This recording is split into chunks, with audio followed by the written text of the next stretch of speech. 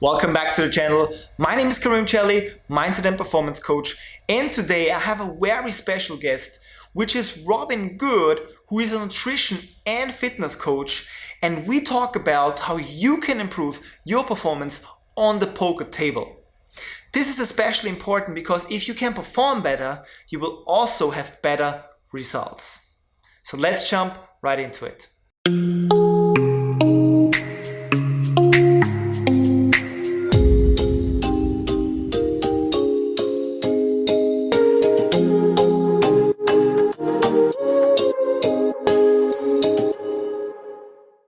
All right, Robin, welcome back to the channel. And today I have a very interesting topic for you, which is basically, that a lot of poker players, they sit a lot and they sometimes play for hours, right? Could be if you play like as a cash game player, sometimes play like 1 or 2 hours, then you go on a break. But if you play tournaments, you sometimes sit like 10, 12, sometimes even longer hours, like 14 hours or so, where you only have 5 minutes as a break. So what can you suggest people who sit like, let's say 10 hours, 12 hours, 14 hours in a row with just very short breaks in between? What are your tips on that? That's a tough one, but there are actually a couple of things what you can do to already improve your overall well-being throughout the process. Of course, is like making sure you get enough movement next to those events, next to the poker tournament. So if you know, okay, for example, my poker tournament is going to last like 6 hours, 10 hours, maybe 12 hours. What could help is like maybe getting a workout in before, going for a longer walk, maybe a little bit of a hike, because I don't know, like usually poker tournaments are by night or. Yes, most people play at night. So you have most of the day ready to do something, go for a longer walk, get some fresh air in, get the oxygen into the brain, and then boom, by the evening when you have your steps done, maybe you've had a workout, you feel fresh or you feel good to sit down there and perform at your best, at the table. Yeah, and it's probably also your life around poker, right? So how many times would you suggest someone to go to the gym? I mean, you don't have to go to the gym inside. I would suggest that you should do something in terms of like resistance training, but doesn't have to be like inside of the gym, because some people don't like the gym. I have also like a couple clients, they never saw a gym from the inside, but they look quite decent, like the shape and stuff like that. Like some sort of resistance training, the minimum I tell my clients is like 2 times a week, but then it has to be really a well-structured and well-designed program. 3 times a week is already very good. And if you're ambitious, if you like to work out, of course, a little bit more doesn't hurt. But at the very least, I would say 2 times a week, some sort of resistance training. If you can only choose one type of workout, strength training, resistance training, something that challenges your body with strength, because this is the most beneficial type of workout for your body when you can only choose one. Yeah, it's also probably also good for the brain, right? Like if you train and then like play for long hours, it's probably also better for your focus, right? Mm-hmm. Of course. I mean, yeah, I think you also experience that yourself. Maybe when you, I think you also work out in the morning, and then after workout, you're physically drained. You had a good workout. You had a pump. You crushed it, and then you get to work, get grinding, and then you feel on a physical level maybe a little bit exhausted, but on the mental side you'll be like, okay, now I'm ready to crush it. Now I'm ready to give my clients value. And that's something like I see on so many levels with my clients, myself, and I think you can also confirm that, right? Yeah, I mean there was one day a few days ago where I wake up and there is like messages coming in, and like I felt like I'm so cloudy, and like I know what to answer, but it's like so many thoughts, and like you know that when you wake up and you like have those clouds in your mind. And I was like, okay, like I know I can push through this, but what should I do now? And I was sitting and I was like everything in my body said like, don't work out, right? Don't move. But I knew this is the solution to get away those clouds. I tried to meditate, but sometimes those clouds, you know, like you can meditate for 3 hours and they're still there. So then I said, okay, like I know the solution, like I have a lot of resistance, but I still go to the gym. I went to the gym, had like a baller workout, and I felt so clear in my mind. It's like, it's insane. It's like night and day, night and day. And I train 4 times a week.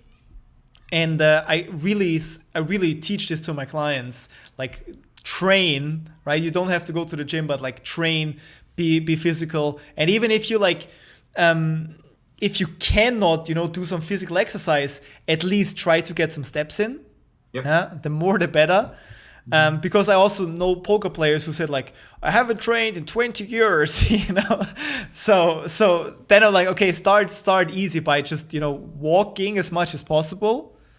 Yeah. And I think those little things, I don't know if you teach this to your clients, but I think this is like the best tips. If I have someone working with me who like hasn't trained for 10, 20 years, I said like, try to make the small changes first in terms of like, don't use the elevator, use the stairs.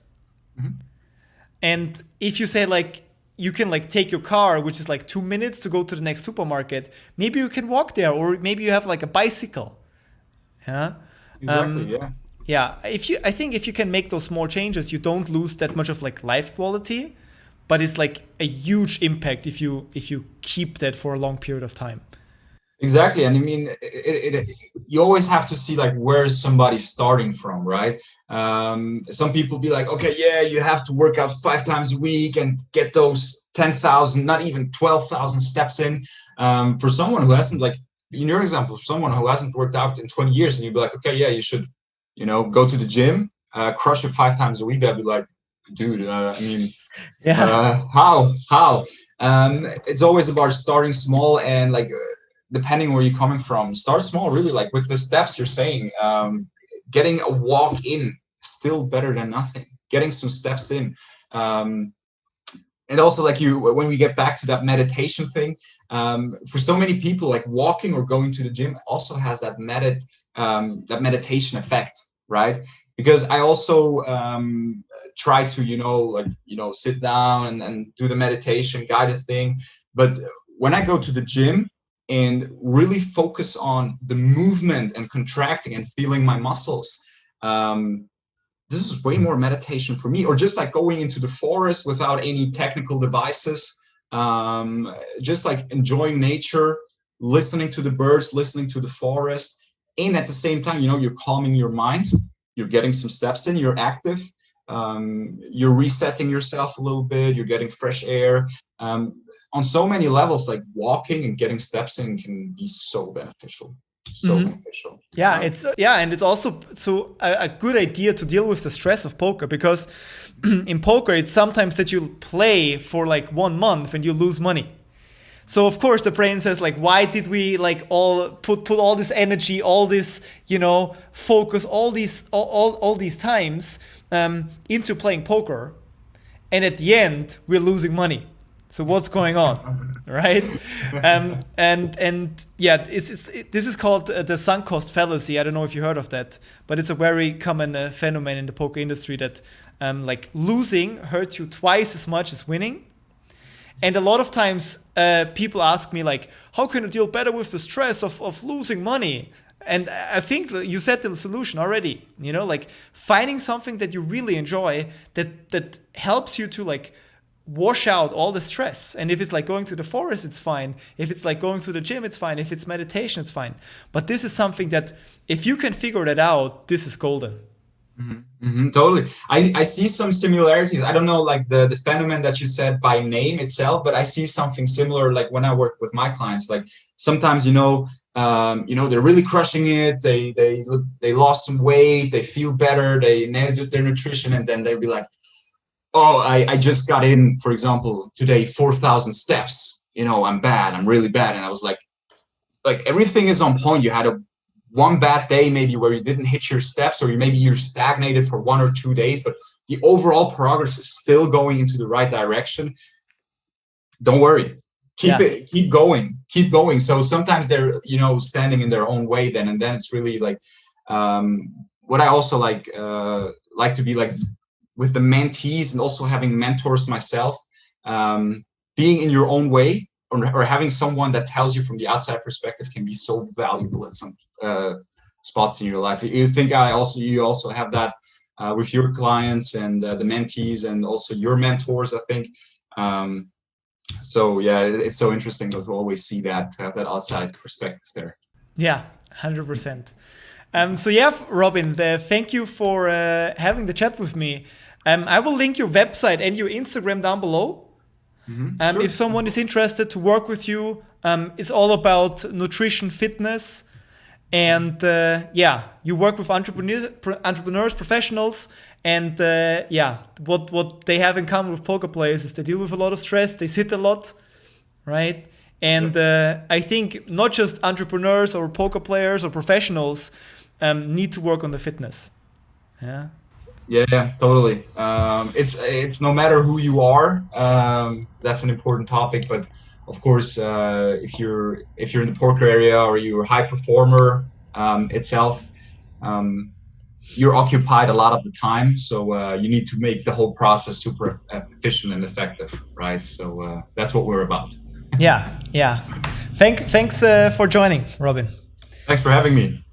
Hey everyone, this is Zubin Pantaki from India. I'm a mid and high stakes poker player, playing both online and live. I used to have a few issues like tilt, aversion to losing, and also consistently playing my A game. I got to know about Karim from the online forums and contacted him to help me improve my mindset. He was very optimistic and positive right from the beginning about being able to solve these issues for me, and he even added other things he could help me with. So I decided to take his course. Having worked with him for the last few weeks, I can now confidently say that there has been a huge improvement in my mindset.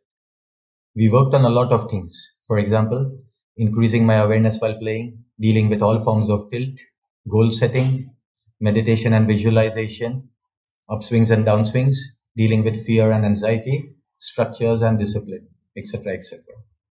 He was so enthusiastic and positive during the whole process and even kept checking on me on his own, pushing me and motivating me to achieve these goals. It was a great experience working with him, and my whole approach towards the game has now become a lot more clearer and more professional, helping me to capitalize on the marginal edges in EV. I would definitely recommend Karim to anyone who wants to take their game to the next level and achieve a higher win rate, even if they are already winning poker players. Thank you for watching. Hope to see you at the tables.